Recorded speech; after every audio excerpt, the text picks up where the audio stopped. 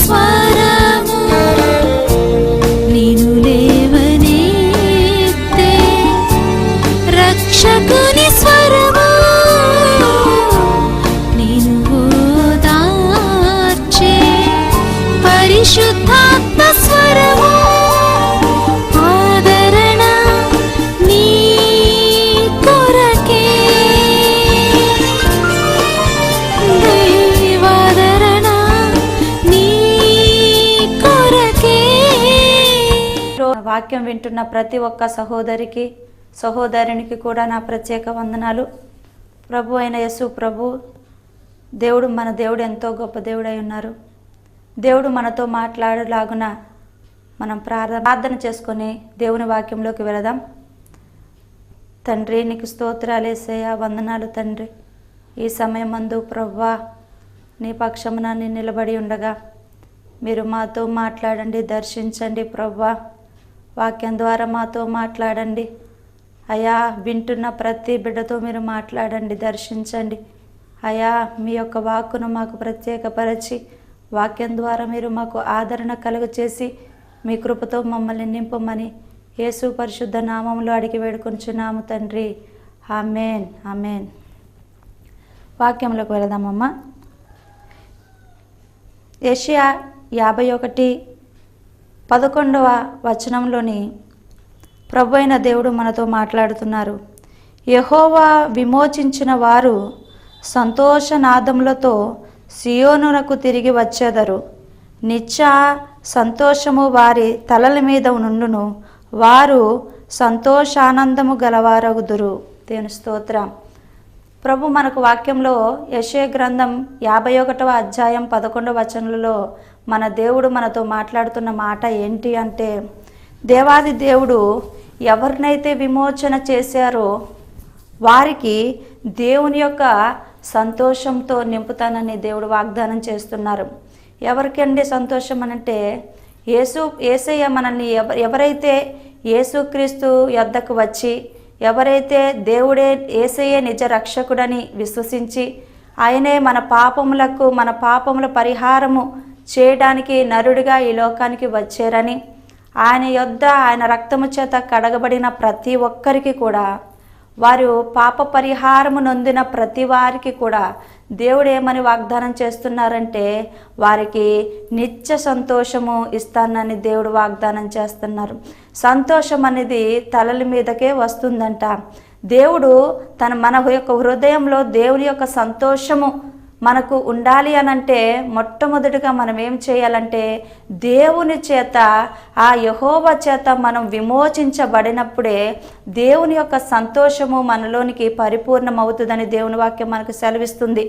ఈ లోకంలోని మనకి సంతోషం అనేది ఎక్కడా కూడా లేదు.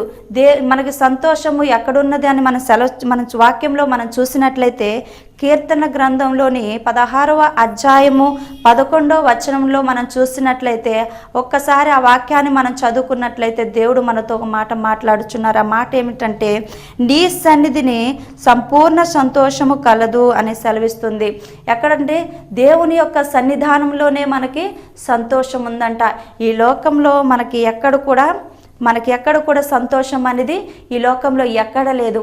మనము టీవీ మధ్యలో మనం కూర్చొని 24 గంటలు కూడా టీవీ చూస్తూ, సీరియల్ చూస్తూ, సినిమాలు చూస్తున్నప్పుడు మనకి సంతోషము రాదండి.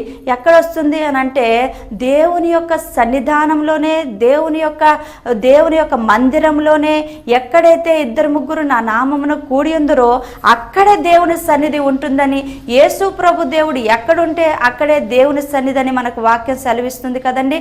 ఆ విధముగానే నా సహోదరి, నా సహోదరుడా, దేవుని యొక్క సన్నిధానంలో మనం ఉన్నట్లయితే, ఆయన సన్నిధిలో మనం ఉన్నట్లయితే మనకి సంపూర్ణ సంతోషము దేవుడు ఇస్తానని మనకు వాగ్దానం చేస్తున్నారు.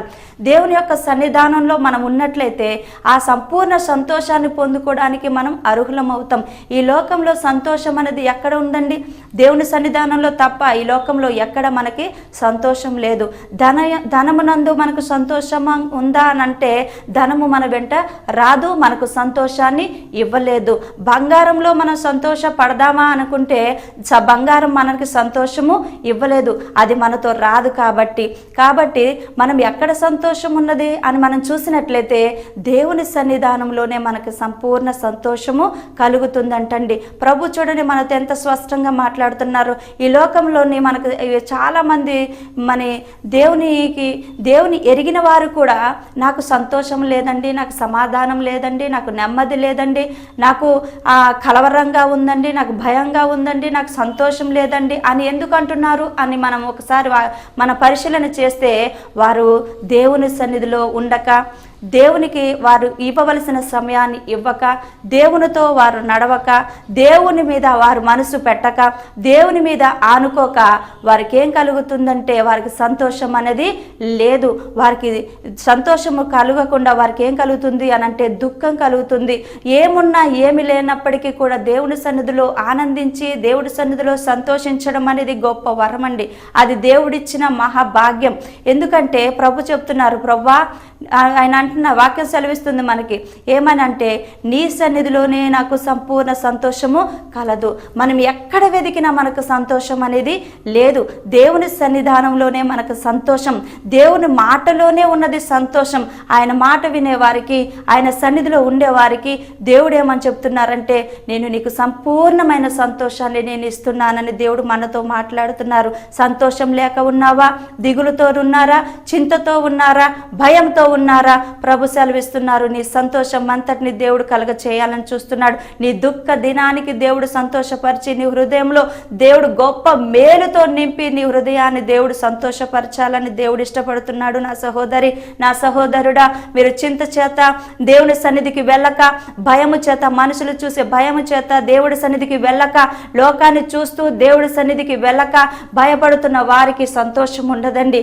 వాటన్నిటిని ఎదుర్కొంటూ దేవుని సన్నిధికి వెళిస్తే దేవుడి సన్నిధిలో ఉండే గొప్ప సంతోషం దేవుడు మనకి ఇవ్వాలని ఆశపడుతున్నారు. అలాగే యెషయా గ్రంథంలో చూసినట్లయితే 26వ అధ్యాయం 3వ వచనంలో చూసినట్లయితే మనం ఒకసారి, ఎవని మనసు నీ మీద ఆనుకొనునో వాని నీవు పూర్ణ శాంతి గలవానిగా వాని చేయదు అని ప్రభు వాక్యం చదివిస్తుంది. ఏమనందండి? పూర్ణ శాంతి గలవానిగా వాని కాపాడదు అని ప్రభు మనతో మాట్లాడుతున్నారు. దేవుని యొక్క వాక్యం మనకు సెలవిస్తుంది, ఎవని మనసు దేవుని మీద ఆనుకుంటుందో వారిని పూర్ణ శాంతి గల వారిగా దేవుడు చేస్తానని వాగ్దానం చేస్తున్నారు. దేవుని స్తోత్రం. ప్రభు మనతో మాట్లాడుతున్నారు. మన మనసు దేని మీద ఆనుకుంటుందని ఒక్కసారి మనల్ని మనం చేసుకున్నట్లయితే దేవుడు మనతో స్పష్టంగా మాట్లాడుతున్నారు. ఏమని అంటే, మన మనసు అనేది ఎవరి మీద ఆనుకోవాలండి? దేవుని మీదే ఆనుకోవాలి. ఆ సర్వశక్తిని నీడ మీదే మనం ఆనుకోవాలి. ఆయన బలిష్టమైన చేతి క్రిందే మనం ఉండాలి తప్ప ఈ లోకంలో మనం దేని మీద ఆనుకున్నా మనము ఏమవుతామంటే, మన నుండి సంతోషం అనేది మన నుండి దూరం అయిపోయి మనకి దుఃఖమే ఎదురవుతూ ఉంటుంది, బాధలే ఎదురవుతూ ఉంటాయి, వ్యాధనలు ఎదురవుతూ ఉంటాయి. ఎందుకంటే దేవుని మీద ఆనుకొనలేదు కాబట్టి. ఈ లోకం మీద మనం ఆనుకున్నా, బంగారం మీద ఆనుకున్నా, వెండి మీద ఆనుకున్నా, డబ్బుల మీద మనం ఆనుకున్నా, మనం దేని మీద ఆనుకున్నా, ఈ లోకంలో చూస్తున్న మనం దేని మీద ఆనుకున్నా ఆ యొక్క సంతోషాన్ని మనం పొందలేము. కానీ దేవుని మీద మనము ఆనుకున్నప్పుడు, మన మనస్సు ఆయన మీద మనం చేసుకున్నప్పుడు, మన మనస్సు దేవుని మీద ఆనుకున్నప్పుడు మనకేం కలుగుతుందంట? సంపూర్ణ సంతోషం ఉంటుందంట. ప్రభు మళ్ళీ ఇంకో మాట మనకు బైబిల్లో చూస్తున్నాం. ఫిలిప్పీలకు రాసిన పత్రికలోని 4వ అధ్యాయం 4వ వచనంలో ప్రభు చెప్తున్న మాట ఏంటంటే, ఎల్లప్పుడూ ప్రభునందు ఆనందించుడి. మరలా చెబుదును, ప్రభునందు ఆనందించుడి అని మనకు ప్రభు వాక్యం సెలవిస్తుంది కదండి. అలాగే మన మనసు కూడా దేవుని మీద ఆనుకున్నట్లయితే దేవుడు మనల్ని విడిచిపెట్టే దేవుడు కాదండి. మనల్ని అనాథులుగా విడిచిపెట్టే దేవుడు కాదు. మనల్ని చూడనట్లుగా విడిచిపెట్టే దేవుడు కాదు. ఆయన మీద మనం విశ్వాసం ఉంచినప్పుడు, ఆయన మీద మనం ఆనుకున్నప్పుడు దేవుడు మనకి ఆదరణకర్తగా ఉండి మన దుఃఖ దినాలన్నిటిని కూడా సమాప్తం చేసి చేసి మనకు దేవుడు సంతోషం ఇవ్వాలని ఆశ కలిగిన దేవుడు. ఆయన మన సంతోషంగా ఉంటేనే మన తండ్రి మన పక్షాన దేవుడు సంతోషించే దేవుడుగా ఉన్నారు. మనం దేవుని మీద ఆనుకున్నట్లయితే ఖచ్చితంగా దేవుడు సంతోషపరుస్తాడు. నూతనమైన మేలుల చేత మనల్ని నింపి ఆయన మనల్ని సంతోషపరుస్తాడు. మనం అడగక ముందే మన యొక్క అక్కరలెరిగిన దేవుడు, మనం దేవుని సన్నిధిలో ఆయన మీద విశ్వాసం ఉంచిన మనము ఆయన మీద ఆనుకున్నప్పుడు మనకి ఏ విధమైన మేలులు కావాలో దేవుడు మాటిని ధారాళముగా మనకు దయచేసగల దేవుడు ఆయన. దేవుని స్తోత్రం. దేవుని వాక్యం మళ్ళీ చదివిస్తుంది ఏమిటి అని మనం చూసినట్లయితే హబక్కుకు గ్రంథంలో నుండి 3వ అధ్యాయం 17వ వచనం నుండి 18వ వచనంలో మనం చూసినట్లయితే దేవుడు ఎంతగానో మనతో మాట్లాడుతున్నారు. ఏంటి అని మనం చదివినట్లయితే ఒక్కసారి బైబిల్ తెరచి మనం చూసినట్లయితే ప్రభు మనతో ఒక మంచి మాట మాట్లాడుతున్నాడు. ఏమిటి అని మనం చూసినట్లయితే అంజూరపు చెట్లు పూయకుండినను, ద్రాక్ష చెట్లు ఫలింపకపోయినను, ఒలీవ చెట్లు కాపు లేకయుండినను, సేనిలోని పైరు పంటకు రాకపోయినను, గొర్రెలు దొడ్డిలో లేకపోయినను, సాలలోని పశువులు లేకపోయినను, నేను యెహోవా యందు ఆనందించెదను. నా రక్షణకర్త అయిన నా దేవుని యందు నేను సంతోషించెదనని హబక్కుకు గ్రంథంలో నుండి ఆయన మాట్లాడుతున్న మాట. దేవుని స్తోత్రం.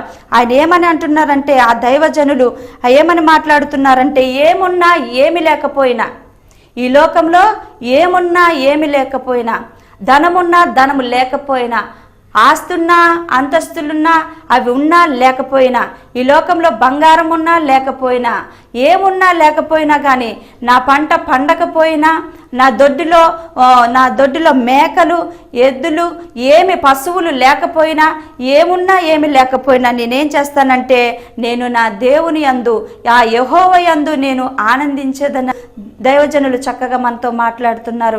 దేవుని వాక్యం మనకు ఏమని సెలవిస్తుందంటే, నేను యెహోవా యందు ఆనందించేదను, నా రక్షణకర్త అయిన నా దేవుని యందు నేను సంతోషించేదనని వాక్యం సెలవిస్తుంది. మనం ఈ లోకంలో ఏమున్నా ఏమి లేకపోయినా ప్రభునందు మనం ఏం చేయాలంటే సంతోషించే వారిగా ఉండాలి. ప్రభునందు మనం ఆనందించే వారిగా ఉండాలి. ప్రభునందు ఎల్లప్పుడూ కూడా మనకి ఎన్ని సమస్యలు ఎదురైనప్పటికీ, ఎన్ని ఇరుకులు అడ్డంకులు ఎదురైనప్పటికీ, జనులందరూ మనల్ని నిందించినప్పటికీ కూడా, ఎవ్వరు మనల్ని వెలివేసినా, అందరూ మనకు దూరం అయిపోయినా, ఈ లోకమంతా మన చేయి విడిచిపెట్టినా, ప్రభు ఉంటే చాలు అని అనుకొని మన హృదయాన్ని ఆయన మీద ఆనుకొని, మన మనసును ఆయన మీద ఆనుకొని విశ్వాసం ఉంచి, మన దేవుడు చూచే దేవుడని ఉన్నాడని, ఆయన మనల్ని ఎంత మాత్రం విడవని దేవుడని విశ్వసించి, ఏమున్నా లేకపోయినా, ఎన్ని కష్టాలు వచ్చినా, ఎన్ని నష్టాలు ఎదురొచ్చినా, ఎన్ని బాధలు ఎదురొచ్చినప్పటికీ కూడా నేను నా ప్రభువునందు ఆనందిస్తానన్న గొప్ప నిరీక్షణ కలిగి మనం ఉన్నట్లయితే దేవుని గొప్ప మహిమను మనం చూడగలం. నా సహోదరి, నా సహోదరుడా, ప్రభు ఈ రోజున మనతో మాట్లాడుతున్నారు. ఇంతవరకు కూడా మనం సంతోషం లేక ఉన్నామా? ఇంతవరకు కూడా దుఃఖంతో ఉన్నామా? ఇంతవరకు కూడా వేదనతో ఉన్నామా? దేవుడు మనతో మాట్లాడుతున్నారు ఏమిటి అనంటే, మనం ప్రభునందు విశ్వాసం ఉంచాము కాబట్టి దిగులు పడవలసిన పని మనకు లేదు, చింతించవలసిన పని మనకు లేదు. ఎందుకంటే ఈ రోజున మనమందరము కూడా సజీవుడైన యేసు క్రీస్తును ఎరిగి ఉన్న మనము కూడా నేడు సజీవుడుగా నిలిచి ఉన్న వాని యందు విశ్వాసం ఉంచిన మనము నిరీక్షణ గలవారమై ఎల్లప్పుడూ కూడా మనం ఏం కలిగి ఉండాలి అంటే ప్రభువునందు సంతోషించేవారిగా ఉండాలి, ప్రభువునందు ఆనందించేవారిగా ఉండాలి. ప్రభులో ఎల్లప్పుడూ కూడా ఆనందిస్తూ, ఆయనలో మనం స్తుతిస్తూ ఘనపరుస్తూ ఎల్ల వేళలు కూడా ఆయనను మహిమపరుస్తూ మనము ఉన్నట్లయితే మనమందరము కూడా ఆయనిచ్చే గొప్ప సంతోషాన్ని మనం పొందుకుంటామని దేవుని వాక్యం మనకు సెలవిస్తుంది. నా దేవుని ప్రియమైన బిడ్డలారా, ప్రభు ఈ దినాన మనతో మాట్లాడుతున్నారు. ఎందుకంటే నా విషయంలో నా జీవితంలోని కూడా నాకు దేవుడు నేర్పించింది ఏమిటి అని ఒకసారి మిమ్మల్ని జ్ఞాపకం చేసుకుంటూ నా యొక్క సాక్ష్యాన్ని మీ ఎదుట నేను పంచుకోవాలని ఆశ కలిగి ఉన్నాను. నేను కూడా ఎంతోమంది నా ఎదుట నన్ను అంటూ ఉంటారు, ఏమమ్మా నీకు ఇంత సంతోషం ఎక్కడి నుంచి వస్తుంది, నీకు చూస్తే ఏమీ లేదు, మీకు ఏమీ లేదు, నువ్వు బంగారం పెట్టుకోవు, వెండిని పెట్టుకోవు, ఏమి ధరించుకోవు, నీవు ఉన్నదాన్ని బట్టి నువ్వు తృప్తి పొందుతావు, నువ్వు ఎక్కడి నుంచి వస్తుంది నీకు ఇంత సంతోషము, నీకు ఎక్కడి నుంచి వస్తుంది ఇంత ఆనందము, ఎల్లప్పుడూ నవ్వుతూ ఉంటావు, మీకు కష్టాలు లేవా, మీకు బాధలు లేవా అని నాతో చాలామంది కూడా నన్ను ప్రశ్నించి నాతో మాట్లాడుతూ అడుగుతూ ఉంటారు. అప్పుడు నేను వారితో నేను ఏ మాట మాట్లాడి చెప్తానంటే, నేను ఎల్లప్పుడూ కూడా ప్రభువునందు నేను ఆనందిస్తాను, నాకు ఏమున్నా ఏమి లేకపోయినా నేను ప్రభువులోనే నేను సంతోషిస్తాను అని వారితో నేను సంభాషణ చేస్తూ ఉంటానన్నమాట. దేవుని స్తోత్రం. ప్రభువునందు మనం ఎప్పుడైతే యేసుక్రీస్తునందు మన విశ్వాసం ఉంచామో, మనం దేవుని యందు ఏ విధంగా అయితే మనం ఆయన మీద మనం ఆనుకున్నామో, ఆ దేవుని ఆనుకున్న మన యొక్క మనస్సును కూడా దేవుడు మనల్ని తృప్తిపరిచే దేవుడుగా ఉన్నారు. దేవుడు వాక్యం సెలవిస్తుంది కదా, నా రక్షణకర్త అయిన నా దేవుని యందు నేను సంతోషించదను అని హబకుకు గ్రంథంలో నుండి దేవుని యొక్క వాక్యం మనకు ప్రత్యేకపరుస్తుంది. ఏమిటి అనంటే, నా రక్షణకర్త అయిన నా దేవుని యందే నేనేం చేస్తానంటే సంతోషిస్తానని వాక్యం సెలవిస్తుంది. ఎవరండి? మనల్ని రక్షించే దేవుడు మనకుండగా మనకు భయం ఏంటి? మనం ఎల్లప్పుడూ కూడా సంతోషించాలి, ఆయన సన్నిధానంలో ఎల్లప్పుడూ ఆనందించేవారిగా ఉండాలి, ఆయనతో ఎల్లప్పుడూ కలిసి ఆయన మీద ఆనుకున్నట్లయితే మన దేవుడు మనల్ని సంపూర్ణ సంతోషం గలవారిగా దేవుడు చేస్తానని వాగ్దానం చేస్తున్నారనమాట. ఈ లోకంలో మనల్ని అందరూ, లోకమంతా మనల్ని వెలివేసిన, లోకమంతా మనల్ని దూషించిన, లోకమంతా మనల్ని నెట్టివేసిన, అందరూ మన చేయి విడిచిపెట్టిన, ప్రభువు మాత్రం నీ చేయి విడవను ఎడబాయనని వాగ్దానం చేస్తున్న దేవుని మనం మర్చిపోకూడదు. ఆయన మనతో ఉన్నారు, ఆయన మనలో ఉన్నారని ఎరిగి మనం ఎల్లప్పుడూ ప్రభువునందు మనం సంతోషించి ఆనందించే వారిగా మనం ఉండాలని దేవుడు మనకు సెలవిస్తున్నారనమాట. అలాగే ఇంకో మాట మనం ఒకసారి మనం జ్ఞాపకం చేసుకుంటుంటే, ఆయన యొక్క వాక్యం మనకి ఒక్కసారి జ్ఞాపకం చేసుకున్నట్లయితే మళ్ళీ దేవుడు అంటున్నారు కదా, ఇంకో మాట మాట్లాడుతున్నారు. ఏమిటంటే, అదే కీర్తన గ్రంథంలో నుండి 37వ అధ్యాయం 4వ వచనంలో మనం చూసినట్లయితే, ఒక్కసారి మన వాక్యాన్ని మనం ధ్యానించి చూసినట్లయితే దేవుడు మనతో ఇంకో మాట మాట్లాడుతున్నారు. ఏంటంటే, యెహోవాను బట్టి సంతోషించదను అని వాక్యం సెలవిస్తుంది అనమాట. ఎవరిని బట్టండి?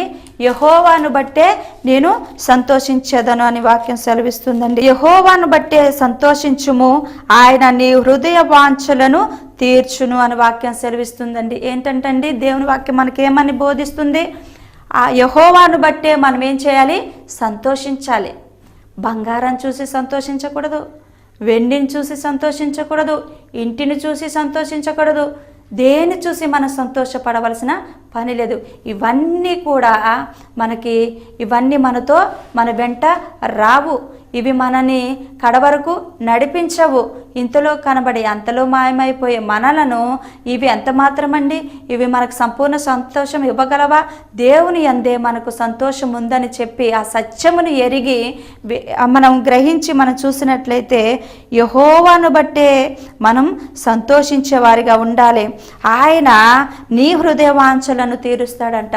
దేవుని బట్టి మనం సంతోషించినట్లయితే మన హృదయంలో ఉన్న వాంఛలు ఎరిగిన దేవుడు తప్పకుండా మన యొక్క వాంఛలన్నిటిని కూడా తీరుస్తాడంట. మనకి ఏదైతే అవసరమో, మనకేదైతే అక్కరగా ఉన్నాయో, మనకేదైతే కావాలో దేవునికి అన్నీ తెలుసండి. అన్నీ సమస్తం ఎరిగిన దేవుడు. ఆయనకి తెలియదండి? ఆయన సర్వసృష్టిని సృష్టించిన దేవుడు. ఆయనకు మరుగైనది ఏదీ లేదు. మన యొక్క హృదయంలో ఉన్న వాంఛలు ఎరిగిన దేవుడు. తప్పకుండా వాటన్నిటిని నెరవేర్చగల సమర్థుడుగా ఉన్నాడు ఆయన. కాబట్టి ముందు మాట ఏంటంటే, యెహోవాను బట్టే సంతోషించినప్పుడు మనం ఆయన మన హృదయాన్ని తృప్తిపరుస్తాడు. మన యొక్క హృదయంలో ఉన్న వాంఛలన్నిటిని దేవుడు తీరుస్తానని వాగ్దానం చేస్తున్నాడు. ఈ రోజున మనం ఒకవేళ ఇబ్బందులతో దేవుడి సన్నిధిలో దుఃఖపడుతున్నట్లయితే, సంతోషం లేక కృంగిపోయి ఉన్నట్లయితే, సంతోషం లేక నిరాశ నిస్పృహలు ఎదురవుతున్నాయంటే, నువ్వు తట్టుకోలేని శ్రమలు నీ మీదకి వస్తున్నాయంటే ప్రభు నీతో మాట్లాడుతున్నారు. నువ్వు ఎవరిని బట్టి సంతోషించాలంటే మన దేవుని బట్టి మనం సంతోషించినట్లయితే అప్పుడు దేవుడు మన యొక్క హృదయంలో ఉన్న వాంఛలను దేవుడు తీరుస్తానని దేవుడు వాగ్దానం చేస్తున్నాడు. ఇది మనం ఏ స్థితిలో ఉన్నామో మనల్ని మనం ఒకసారి పరీక్షించుకుందామా? ఈ లోకాన్ని చూసి నువ్వు పరుచుకుంటున్నావా? బిడ్డను చూసి నువ్వు సంతోషపడుతున్నావా? ఈ లోకంలో ఉన్న భోగభాగ్యాలను చూసి నువ్వు సంతోషపడినట్లయితే అవన్నీ కూడా వ్యర్థమే. అవి నిన్ను సంతోషపరచలేవని దేవుని వాక్యం సెలవిస్తుంది. ఒక మనుషుడు దేవుని సన్నిధానంలో, దేవుని యొక్క సన్నిధానంలో, దేవుని యొక్క మాటను బట్టి మనం సంతోషించినట్లయితే దేవుడు ఖచ్చితంగా దేవుడు మన యొక్క విషయంలో ఆయన మనల్ని ఏం చేస్తాడంటే మేలుతో నింపాలని దేవుడు ఆశ కలిగి ఉన్నాడు. మన హృదయ వాంఛలు ఎరిగిన దేవుడు, మన యొక్క స్థితిగతిని ఎరిగిన దేవుడు, మనం ఏ స్థితిలో ఉన్నామో ఆయనకి తెలిసిన దేవుడు. మనం ఏమి చెప్పక్కర్లేదండి. మనం మొట్టమొదటిగా ఏమి చేయాలి అనంటే ఆయన సన్నిధానంలో మనం ఉండి, ఆయన సన్నిధానంలో నిందారహితులుగా ఉండి, ఆయన మాట సెలవిచ్చిన ప్రతి మాటకు మనం లోబడి ఆయన సన్నిధానంలో సంతోషించినప్పుడు, ఆయన మాటను విని మనం సంతోషించినప్పుడు, ఆయన మాటకు లోబడుతూ మనం సంతోషించినప్పుడు దేవుడు ఖచ్చితంగా మన యొక్క హృదయ వాంఛలను ఎరిగిన దేవుడు గనక మన హృదయ వాంఛలన్నిటిని కూడా తీరుస్తాడు. మన కష్టాలన్నిటిని కూడా దేవుడు తీరుస్తాడు. మన కన్నిటిని దేవుడు తుడుస్తాడు. మన దుఃఖ దినాలన్నిటిని కూడా దేవుడు సమాప్తం చేస్తాడు. మనం అడిగి ఊహించిన దానికంటే దేవుడు గొప్ప కార్యాలు చేస్తానని దేవుడు వాగ్దానం చేస్తున్నాడు. ఎప్పుడు అని మనం ఒకసారి వాక్యం చూసినట్లయితే, ఎవని మనసు వాని మీద ఆనుకునునో, ఎవని మనసు దేవుని మీద ఆనుకుంటుందో వారిని మాత్రం దేవుడు పూర్ణ శాంతి గల వారిగా మరి దేవుడు చేస్తానని దేవుడు మనకు చక్కటి వర్తమానాన్ని దేవుడు మనకు అందిస్తున్నాడు. ఎక్కడ లేదు ఈ లోకంలో మనకి సంతోషం. ఏ సీరియల్ చూసినా మనకు సంతోషం ఉండదు, ఏ సినిమాలు చూసినా సంతోషం ఉండదు. ఒక మనుషులు ఇద్దరు ముగ్గురు స్త్రీల మధ్య మనం కూర్చున్న మనకి ఆ మనుషుల మధ్య కూర్చున్న మనకు సంతోషం కలగదు. కానీ దేవుని సన్నిధానంలో ఉండి ఆయన మీద మన మనసు ఆనుకొని దేవుని వైపే తేరు చూసే నేత్రములు కలిగి మనం ఉన్నట్లయితే దేవుడు ఖచ్చితంగా మన హృదయ వాంఛలు ఎరిగిన దేవుడు కాబట్టి, మన యొక్క పరిస్థితిని ఎరిగిన దేవుడు కాబట్టి మనకి నిశ్చయముగా దేవుని యొక్క మహిమను మన పక్షాన దేవుడు వెల్లడిపరచి దేవుడు గొప్ప మేలుతో మనల్ని నింపాలని దేవుడు ఆశ కలిగి ఉన్నారు. దేవుని సన్నిధానంలో ఎల్లప్పుడూ ఆనందించేవారిగా ఉండాలి, ఎల్లప్పుడూ సంతోషించేవారిగా ఉండాలి. ఏ నిత్యము దేవుని కొరకు ఆకలి దప్పులు గల వారిపై ఉండాలి. దేవుని కొరకు ఎల్లప్పుడూ దేవుని సన్నిధిలో పరిగెట్టేవారిగా ఉండాలి. ఇక్కడ అక్కడ గడపడం కాదు, సమయాన్ని వృధా చేసుకోవడం కాకుండా దేవుని సన్నిధానంలో మనం ఉన్నట్లయితే దేవుని మహిమను మనం చూడగలము. దేవుడు మన యొక్క ప్రార్థన దేవుడు ఆలకించగలడు. మన సంపూర్ణమైన మనకి కావలసిన సంతోషాన్ని దేవుడు ఇవ్వగలరు. ఎటువంటి పరిస్థితులు మనకి ఎదురొచ్చినా మనం సంతోషకంగా ఈ లోకంలో మనం బ్రతకగలం. ఎందుకంటే దేవుడు మనతో ఉన్నారు కాబట్టి, ఆయన మనలో ఉన్నారు కాబట్టి, దేవుడు మనల్ని విడవలేదు, ఎడబాయలేదు కాబట్టి దేవుడి సన్నిధానంలో మనం సంతోషించి ఆనందించి గంతులు వేసేవారిగా ఉండాలి. కానీ దేవుని సన్నిధానంలో లేకుండా, మనము దేవుని మాటకు లోబడకుండా, దేవుని మీద మన మనసు ఆయన మీద ఆనుకోకుండా, ఈ లోకంలో దేని మీదైనా మన మనసు ఆనుకున్నట్లయితే మనకు దుఃఖమే ఎదురవుతుంది, మనకి ఇబ్బందులే ఎదురవుతాయి, మనకి ఇరుకులే ఎదురవుతాయి, మనకు శోధనలే ఎదురవుతాయి. మనకి ఈ లోకంలో మనం ఎక్కడికి వెళ్ళినా సరే వాటన్నిటికీ దేనికి కూడా జవాబు లేదని చెప్పి దేవుడి వాక్యం మనకు సెలవిస్తుంది. ఎక్కడుందంటే దేవుని యొక్క సన్నిధానంలోనే మనకి సంపూర్ణమైన సంతోషం ఉందని, దేవుని సన్నిధానంలోనే మనకి ఆనందం ఉన్నదని, దేవుని సన్నిధానంలోనే మనకు నెమ్మది ఉన్నదని, దేవుని సన్నిధానంలోనే మనకు గొప్ప సమాధానం ఉన్నదని, దేవుని సన్నిధానంలోనే మనకు గొప్ప నిరీక్షణ ఉన్నదని, దేవుని సన్నిధానంలోనే మనకు గొప్ప చెప్పలేని సఖ్యము కానీ దేవుని చేత ఆత్మ సన్నిధానంలో ఆత్మతో నింపబడుతూ ఆయనిచ్చే ఆశీర్వాదాలు పొందుకునే వారిగా ఈ లోకంలో ఉండాలంటే దేవుని సన్నిధానంలో మనం ఎంతగానో దేవుని సన్నిధానంలో మనం ఉన్నట్లయితేనే వీటన్నిటినీ కూడా దేవుడు మనల్ని ఆశీర్వదించి మన మేలుతో నింపాలని దేవుడు ఆశ కలిగి ఉన్నారు. ఆ విధముగానే మనం దేవుని వాక్యం మనం చూసినట్లయితే ఈ లోకంలోని ఎంతోమంది ఎక్కడో సంతోషం ఉందని అక్కడికి ఇక్కడికి పరుగులు పెడుతున్నారు. కానీ వారికి ఎక్కడికి వెళ్ళినా సంతోషం లేదు, ఎక్కడికి వెళ్ళినా సమాధానం లేదు. దేవుని సన్నిధికి వస్తేనే, ఆ దేవుని మాటకు లోబడితేనే, దేవుడిచ్చిన సెలవిచ్చిన మాటకు మనం విధేయులం అయితేనే మనకు సంతోషం ఉందని దేవుని వాక్యం సెలవిస్తుంది. ఈ లోకంలో మనకు శ్రమలు వస్తాయి, ఇబ్బందులు వస్తాయి, ఇరుకులు వస్తాయి, అనేకమైన శోధనలు వస్తాయి. అయినా మనం దేవుని సన్నిధిలో మనం ఉన్నట్లయితే దేవుని యొక్క మహిమను మనం చూస్తాము. అలాగే మనం చూసినట్లయితే ఇంకా మనం దేవుని సన్నిధానంలో మనం చూసినట్లయితే ఇంకా దేవుని సన్నిధిలో మనం ఎల్లప్పుడూ ఆయనలో మనం ఆనందించినట్లయితే ప్రభువు చెప్తున్న మాట ఏమిటంటే, ఫస్ట్ మాట చెప్పాను కదండి, యెషయా గ్రంథంలో నుండి 51వ అధ్యాయం 11వ వచనంలో మనం చూసినట్లయితే 51వ అధ్యాయం 11వ వచనం చూసినట్లయితే యెహోవా విమోచించిన వారు ఎలాగంటండి, సంతోషనాదంతో సియోనునకు తిరిగి వచ్చేదరు, నిత్య సంతోషము వారి తలల మీద ఉంటుందంటండి. ఎవరి మీద? దేవుని చేత ఎవరైతే విమోచించబడ్డారో, వారి యొక్క పాపములన్నిటికీ విముక్తి కలిగిందో, వారి యొక్క పాపాలు ఎప్పుడైతే కొట్టివేయబడ్డాయో, వారి యొక్క పాపాలన్నిటికీ యేసుక్రీస్తు రక్తం చేత ఎవరైతే కడగబడ్డారో వారికి మాత్రం వారి నిత్య సంతోషముతోని వారి తలల మీదకి దేవుడు నింపుతానని వాగ్దానం చేస్తున్నాడు. ఎల్లప్పుడూ కూడా వారికి ఇస్తానని దేవుడు వాగ్దానం చేస్తున్నారు. ఎప్పుడు? దేవుణ్ణి ఎరిగిన వారికి, దేవుని చేత ప్రత్యేకింపబడిన వారికి, దేవుని రక్తము చేత, యేసయ్య రక్తం చేత కడగబడిన వారికి, పాప విమోచన కలిగిన వారికి ఏం చేస్తారంట? దేవుడు వారికి నిత్య సంతోషము గలవారిగా వారిని దేవుడు చేస్తానని వాగ్దానం చేస్తున్నారు. మనమందరం కూడా యేసయ్యను నమ్ముకున్నాం. యేసు రక్తం చేత కడగబడిన వారి ఎంతో ధన్యులమని నేను సెలవిస్తున్నాను.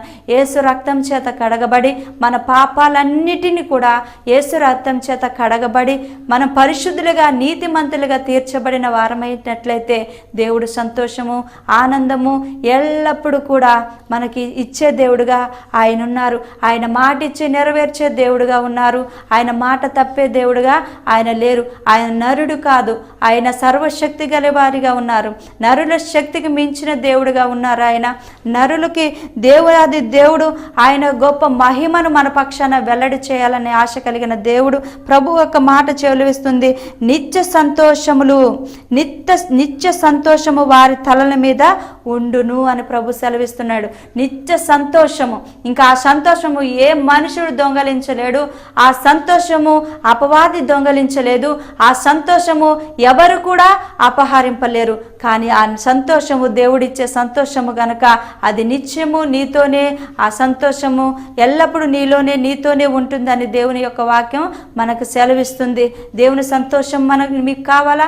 నా సహోదరి, నా సహోదరుడా, దేవుని సంతోషం, యేసయ్య సంతోషం ఇచ్చే సంతోషం మీకు కావాలన్నట్లే దేవుని మీద మీ మనసును ఆయన మీద ఆనుకోవాలి. ఆయన మనసు నీ మనసు ఆయన మీద ఆనుకున్నట్లయితే ఆయన నీకు సంతోషం ఇవ్వాలని ఆశ కలిగి ఉన్నారు. ఇంతవరకు కూడా సంతోషము లేక సమాధానం లేక నెమ్మది లేక ఎంతగానో నువ్వు దుఃఖపడుతున్నావా? కానీ ప్రభు సెలవిస్తున్న మాట ఏమిటంటే, దేవాది దేవుడు నీకు సంతోషం ఇవ్వాలని దేవుడు ఆశ కలిగిన దేవాది దేవుడు నీతో మాట్లాడుతున్న మాట దేవుడు సెలవిస్తున్నాడు. నేను నీకు సంతోషం ఇవ్వాలని, దేవాది దేవుడు నీకు సంతోషం ఇవ్వాలని ఆశపడుతున్నారు. దేవుని సంతోషము పొందుకుందామా? దేవుని సన్నిధానంలో దేవుని సంతోషం పొందుకుందామా? అయితే ఆయన మీద నీ మనసు ఆనుకోవాలి. ఆయన మాట వినేవారిగా ఉండాలి. ఆయనతో మీరు నడిచేవారిగా ఉండాలి. ఆయన సన్నిధానంలో మనం నిలిచేవారిగా ఉండాలి. ఆయన సన్నిధిలో మనం ఉన్నట్లయితే ఆయన యొక్క సంపూర్ణ సంతోషము కూడా మనకి ఇవ్వడానికి ఆయన సిద్ధంగా ఉన్నారు. సంతోషం ఎక్కడ లేదండి, దేవుని సన్నిధానంలోనే మనకు సంతోషం ఉన్నది. కాబట్టి ఆ దేవాది దేవుణ్ణి అడుగుదామా? కళ్ళు మూసుకున్నట్లయితే చిన్న ప్రార్థన చేసుకుందాం. పరలోకమందున్న మా తండ్రి, మీ ఘనమైన శ్రేష్టమైన నామాన్ని బట్టి మీకు వందనాలు చెల్లిస్తున్నాను. ఇంతవరకు మీరు మాతో మాట్లాడిన దేవా నీకు వందనాలు ప్రభువా. అయ్యా నా ప్రభా నా తండ్రి, అయ్యా ఈ లోకంలో నైనా ఎక్కడ లేదయ్యా సంతోషము, నీ సన్నిధిలోనే ఉన్నదయ్యా సంతోషము. ఎవరి మనసు నీపై ఆనుకున్నదో వారిని పూర్ణ శాంతి గలవారినిగా చేసే దేవుడు నాయన. అయ్యా నా తండ్రి, అయ్యా ప్రభునందు ఆనందించమని సెలవిచ్చిన దేవుడు నాయన. నీలోనే ఉన్నది నాయన, మీలోనే మేము సంతోషించేవారిగా మేముండులాగున సహాయం చేయండి నాయన. ధనాన్ని చూసి, అయ్యా ఐశ్వర్యను చూసి నా ప్రభా, ఆస్తిని చూసి అంతస్తును చూసి సంతోషించేవారిగా కాకుండా నిన్ను చూసి సంతోషం మాకు దయచేయండి. నీ సన్నిధిలో ఉండే సంతోషం మాకు దయచేయండి. నీ ప్రసన్నత దయచేయండి నాయనా. నీ ఆత్మ సహాయం దయచేయండి. ప్రతి ఒక్క బిడ్డను మీరు దీవించి ఆశీర్వదించండి. సంతోషం లేని వారికి సంతోషం దయచేయండి. సమాధానం లేని వారికి సమాధానం దయచేసి నెమ్మదితో నింపి నీ నామాన్ని మహిమపరుచుకొని మరి యేసు పరిశుద్ధ నామంలో అడిగి వేడుకొనుచున్నాము తండ్రి. ఆమేన్, ఆమేన్, ఆమేన్.